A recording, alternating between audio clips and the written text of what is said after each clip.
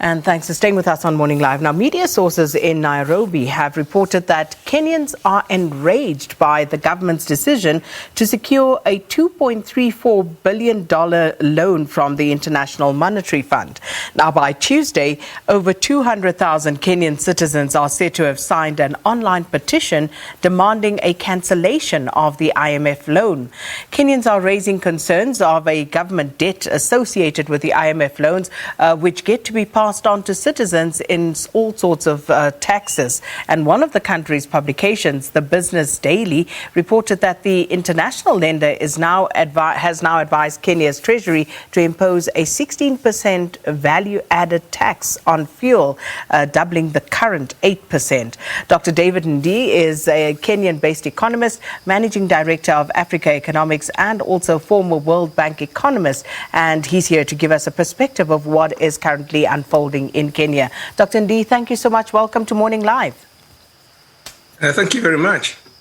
So let's just start by looking at the briefing that was done to the media in Nairobi on Tuesday.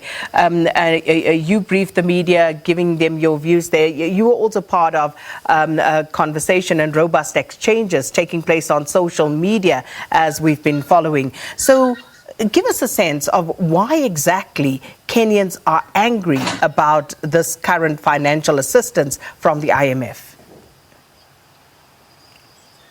I think there are several reasons, one of which you already mentioned, that in the last couple of weeks, fuel prices have gone up because of an increase in taxes. That has already happened.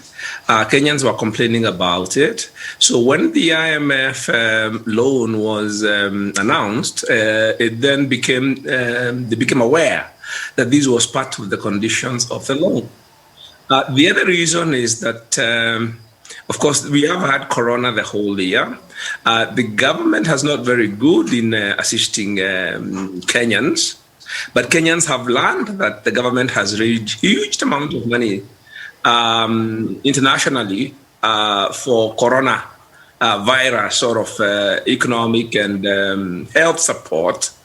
And just a couple of weeks ago, I think 2 weeks now, the government imposed another lockdown, particularly on the sort of Nairobi metropolitan area, which of course has affected people's economic life quite severely. Of course, Kenya has been going into an economic crisis for a long time, even before Corona virus crisis. And therefore, it's a culmination of all these things that Kenyan realized that the government, although that has been happening, I think, again, it took the IMF loan, and Kenyans realizing that the government is back into the traditional IMF programs. Many of the young people don't know about structural adjustment programs. They just hearing about them. But it took them that to realize just how severe the sort of fiscal crisis and economic crisis the country is in. Dr. Ndii, as someone who has worked at the World Bank, you've been exposed to the workings of the Bretton Woods institutions. There are, of course, those who hold a view that these loan facilities from the IMF, from the World Bank, have actually assisted poor countries. But there is, of course, the other view that they actually economically cripple emerging economies. So give us a sense, having sat on both sides of this divide, of what is actually the true state of play when it comes to countries taking out these loan facilities from Bretton Woods institutions. Let me start by saying that things have changed a lot over time. And even in Africa, you now have two types of countries in terms of international sort of development finance. You have countries which are still heavily dependent on ODA, official aid, financing, ODA, including from the IFIs. And you have now countries like Kenya, which are now being called frontier markets, which have gone are increasingly reliant on borrowing from bond markets in Europe. And of course, there has been recently an entry of China, so they've borrowed heavily from China. Now, how these two different types of countries relate to the IMF and the World Bank is very different. Kenya is one of these new frontier market countries, and in fact, one of the big ones. So, the reason why these countries have gone into the markets is, in fact, to diversify their sources of finance, not to be dependent on ODA. But what has happened is that these countries have overborrowed because now they have access to capital markets, and Kenya is a very good example of that. It's like somebody who has never had a credit card, and they just get their first credit card and they become quite irresponsible with it. So they are finding themselves going back to these IFIs, to the World Bank and IMF, to get what you might call credit enhancement. And this is the case with Kenya. Kenya needs to go back and borrow huge amounts of money from the bond markets. But it is already classified by the IMF as in high risk of debt default, high risk of debt distress. So it's might not be able to borrow or might have been borrow at very high rates. Some countries like Zambia have probably priced themselves out of the market.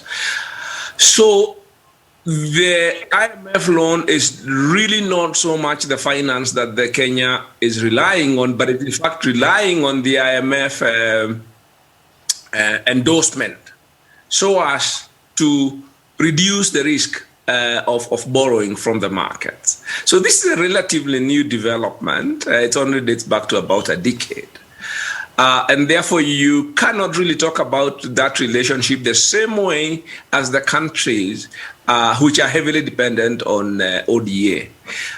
The countries that are now in trouble, in serious trouble and debt distress are countries like Kenya, and probably Angola as well, a few other of the more sort of higher income, middle income countries. And they are now caught between the IMF and the World Bank, China and the markets. You really cannot direct your rubber at just one source. And as you say, at times you need to borrow more and more just to keep your head above water.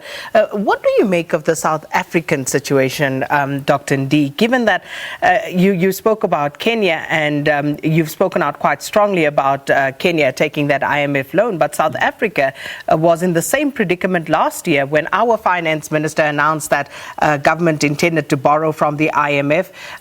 There were a few murmurs, but ultimately we did take that loan. So what should governments do when they find themselves in situations of financial crises, such as those that have been exacerbated by the COVID-19 pandemic, for example? What would be the best option in cases such as these?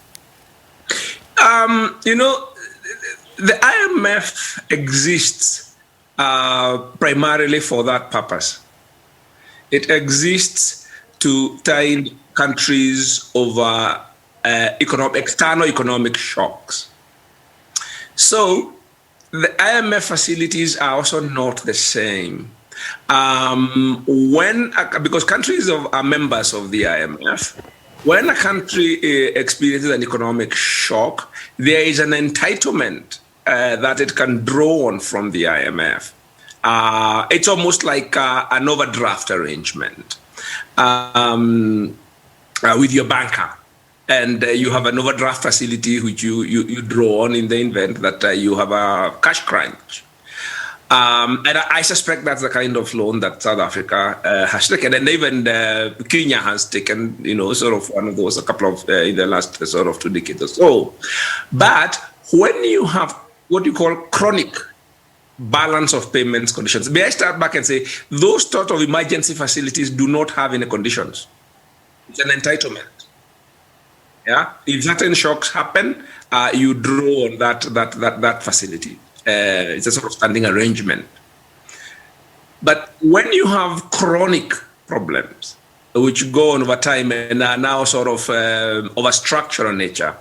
That is when now these countries, and this is only available to low-income countries, and sort of I don't think I'm not sure South Africa is eligible for that. What we call extended or enhanced structural adjustment facilities. They've got all manner of names. They used to be called poverty and growth reduction facility. Those are now the structural adjustment loans, which come with lots of conditions because you now have chronic. Your problems have become chronic. They are of a structural nature. And basically, the IMF it usually comes in almost like a prefect of the other lenders. Yeah, the World Bank will usually be the big lender, and some of the sort of sometimes countries which are grant recipients. So countries' relationships with the IMF is very different depending on what they are and also what kind of facility you have taken. So in the case of South Africa, if you're talking about, because South Africa has very deep financial markets of its own, and also I think South Africa is able to borrow from the bond markets, I think even up to this point, without any sort of fear of not being able to raise enough money or very, very high rates. So it varies what sort of facility that a country is taking, and you need to look at it. But in the case of Kenya, this is certainly gotten to the point where it has now taken one of those traditional structural adjustment programs, a 3-year program with conditions to be reviewed every 6 months. That really, it's really under IMF economic supervision. But you look at what the citizens say, and looking at that online petition and what the Kenyan citizens are balking at. We look at South Africa, and in April we saw South Africans hit with increases that include fuel price hikes, electricity increases, tariff increases, and then you have the knock-on effect of food price inflation. And all of this happens in a context of an ailing economy, of job losses and retrenchments. How does the working class, how do the unemployed people in these economies, Dr. Ndii, fend for themselves? Because it is ultimately they who buckle under these economic pressures. I believe South Africa has been in this crisis for longer than the sort of recent developments around Corona. The problems, particularly with your sort of infrastructure utilities. What's the power company called? Eskom.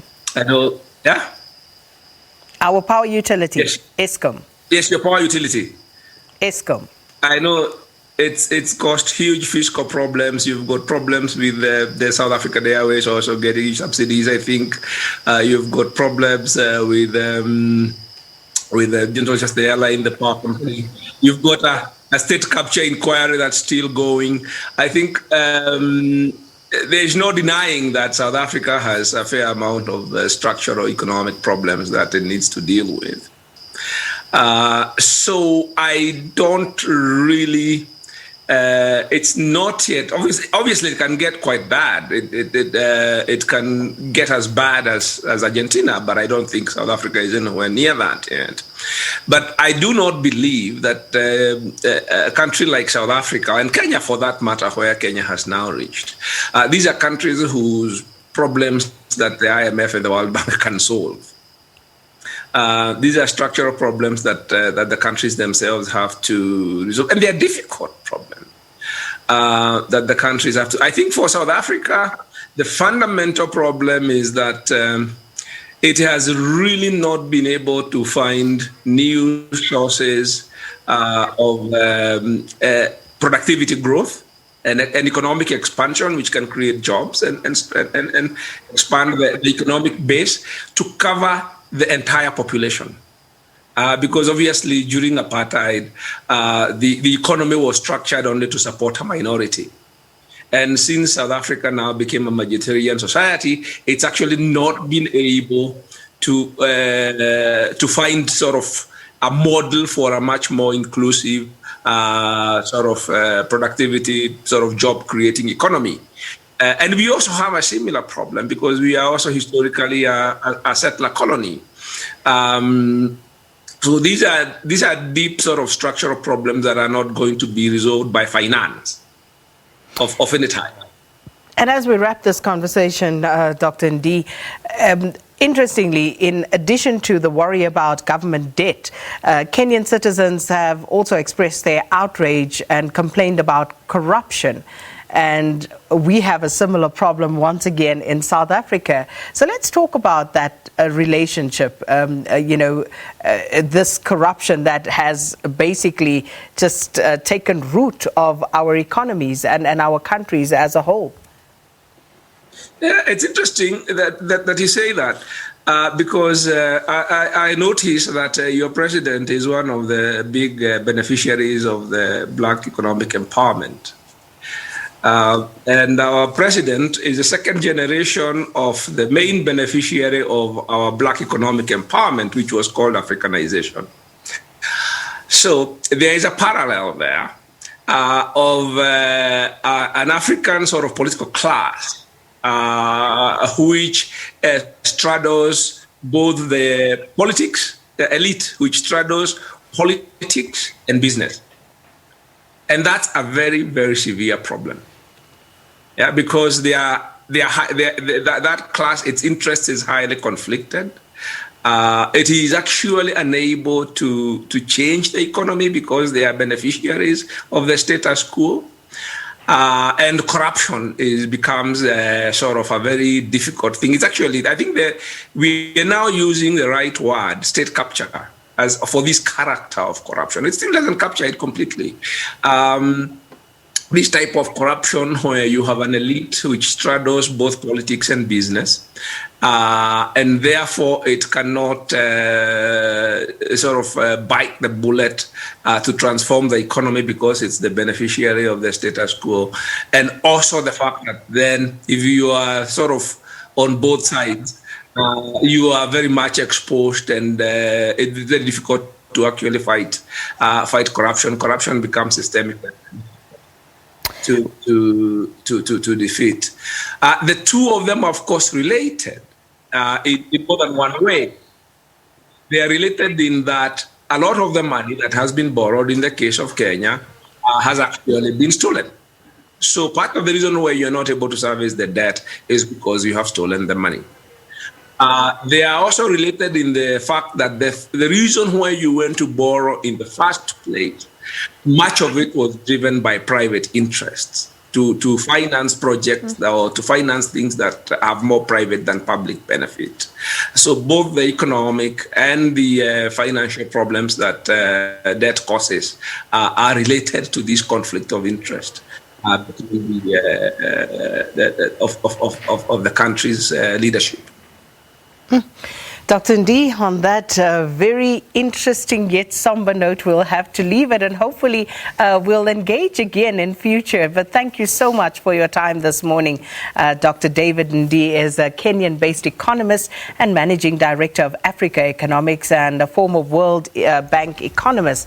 And we were talking about the current situation on the ground in Kenya as citizens voice their anger against the IMF loan, which has allegedly led to tax increases. And online petition now standing at just over 200,000 signatories by yesterday. So we'll keep our eye on that one to find out what next.